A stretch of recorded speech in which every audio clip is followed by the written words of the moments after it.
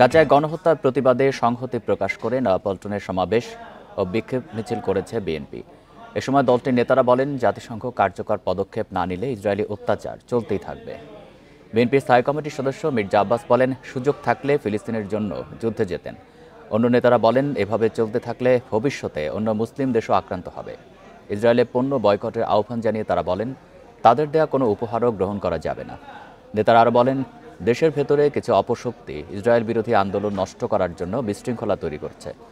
ফিলিস্তিনের পক্ষে আন্দোলনে যারা বিশৃঙ্খলা করছে তারা পতিত স্বৈরাচারের লোক বলেও মন্তব্য করেন বিএনপি নেতারা। এছাড়া প্রতিবেশী দেশে মুসলমানদের ওপর নির্যাতন চললেও বর্তমান সরকার প্রতিবাদ করেনি বলে অভিযোগ করেন তারা। বান্ডেল থাকলে প্রতি সেনমানিতে টাকা বাঁচবে। বিকাশ সেনমানি বান্ডেল কিনে জিতুন প্রতি লেনদেনে। ফিলিস্তিনি সম্পর্কে আমরা কোনো আওয়াজ এখনো কেন পাইলাম না? আমাদের দেশে অনেক বুদ্ধিমান লোক আছে, সুশীল সমাজ আছে, 300-500 জনের বিবৃতি বিভিন্ন সময় পেয়ে থাকি। আমি এই শ্রেণীর বুদ্ধিজীবীদেরকে এখনো ফিলিস্তিনের পক্ষে তাদের কোনো সাড়া মিলছে না কেন? গাজায় গণহত্যার প্রতিবাদে সংহতি প্রকাশ করে রাজধানীর নয়াপল্টন থেকে বিক্ষোভ মিছিল বের করেছে বিএনপি। এ নিয়ে আরও জানাতে মালিবাগ থেকে বিস্তারিত জানাতে যোগ দিচ্ছেন সহকর্মী মাহমুদ শরীফ। শরীফ, এই মুহূর্তে বিক্ষোভ মিছিলটি কোন জায়গায় রয়েছে, আর এর আগে তো সমাবেশ হয়েছে, সমাবেশে নেতারা কি বললেন?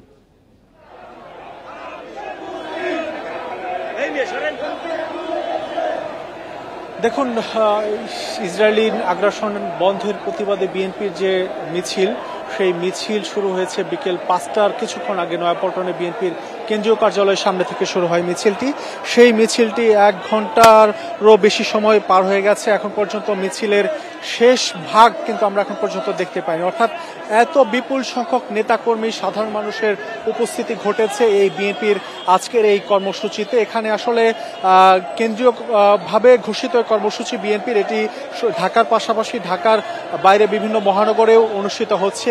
দলীয় কর্মসূচি এখানে সব শ্রেণী পেশার মানুষ কিন্তু সামিল হয়েছে, কারণ এখানে ফিলিস্তিন ইস্যুতে আমরা এর আগেও দেখেছি যে কোনো রাজনৈতিক দল যে কোনো কর্মসূচি দিলে সেখানে কিন্তু আসলে দলমত নির্বিশেষে সবাই এক কাতারে নেমে আসে এবং এক দাবি যে যাতে অবিলম্বে ইসরায়েলি যে আগ্রাসন ফিলিস্তিনিদের উপর সেটি দ্রুত বন্ধ করা হয়। এখানে বিএনপি নেতারা তাদের বক্তব্যে বলেছেন, অবিলম্বে যদি জাতিসংঘ সহ আন্তর্জাতিক সম্প্রদায় ইসরায়েলি আগ্রাসন বন্ধের বিষয়ে কার্যকর পদক্ষেপ গ্রহণ না করে, তাহলে হয়তো অদূর ভবিষ্যতে আরো অন্যান্য মুসলিম বিশ্ব যেসব রয়েছে সেই সব বিশ্বেও ইহুদিদের অর্থাৎ ইসরায়েলি হামলা হতে পারে এমন আশঙ্কা প্রকাশ করেছেন। এবং বিএনপির পক্ষ থেকে দাবি করা হয়েছে যে বাংলাদেশ সরকারের পক্ষ থেকে সবসময়ই ইসরায়েলের বিপক্ষে অবস্থান, অর্থাৎ ফিলিস্তিনিদের পক্ষে অবস্থান ইসরায়েল ফিলিস্তিন ইস্যুতে, সেটি বিএনপি এখনো সেই ধারা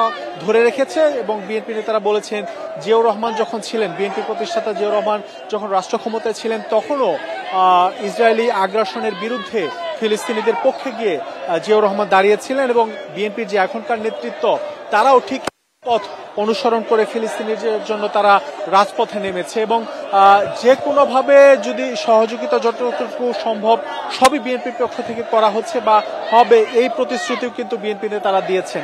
আমরা জানি যে আজকের এই কর্মসূচি বিকেল 4টায় আনুষ্ঠানিক সময় দেওয়া ছিল। এর আগে থেকে আমরা দেখেছি যে নয়াপল্টনে বিএনপির কেন্দ্রীয় কার্যালয়ের সামনে নেতাকর্মীরা খণ্ড খণ্ড মিছিল নিয়ে প্ল্যাকার্ড নিয়ে জড়ো হন এবং এরপরে বিকেল 4টায় কোরআন তেলাওয়াত এবং দোয়ার মধ্য দিয়ে আনুষ্ঠানিকভাবে শুরু হয় আজকের এই কর্মসূচি। এই কর্মসূচি নয়াপল্টন থেকে শুরু হয়ে এটি নাইটাঙ্গেল মোড়, কাকরাইল মোড়, শান্তিনগর, মালিবাগ, মগবাজার, বাংলা মোটর হয়ে কারণ বাজার, সার্ক ফোয়ারা মোড়, যেটিকে সোনারগাঁও মোড়ও বলা হয়ে থাকে, সেই মোড়ে গিয়ে শেষ হবে। অর্থাৎ এই যে এই দীর্ঘ পথ, এখানে মানুষ স্লোগান দিচ্ছে যাতে আন্তর্জাতিক সম্প্রদায় অবিলম্বে এই ফিলিস্তিনে নৃশংস হামলা চালাচ্ছে ইসরায়েল, এটি বন্ধের জন্য কার্যকর পদক্ষেপ নেয়। যদি এই দ্রুত কার্যকর পদক্ষেপ না নেয়, সেক্ষেত্রে ইসরায়েলে তাদের যে আগ্রাসন সেটি আরো ফিলিস্তিনিদের ওপর বাড়াবে এমন আশঙ্কাও তারা করছেন।